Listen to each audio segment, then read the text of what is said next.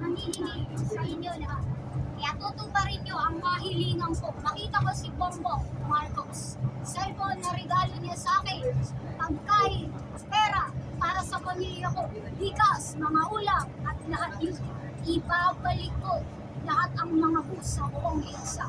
Yun ang kondisyonis ko. Simula ngayon. Ayaw ko nang mangyari yun. At hindi ko kayo nanakawan sa buong EDSA. Sa grupo, pambili ng gamit namin magkakapatid. Ako ang pamilya. Ako, ang tunay niyong inalagaan noon. Kaya kailangan sundin niyo ang hinihiling ko sa aking alaga. At hindi na ako uulit pa sa lahat. At yun ay gusto kong makita ang idolo ko, si Bongbong Marcos. At ang aking alaga, yun, ay bibigyan niya ng regalo. Pera, kain, bigas, ulam, mga chicherya lahat. Yun ang kapalit ng pag-ilaya niyo.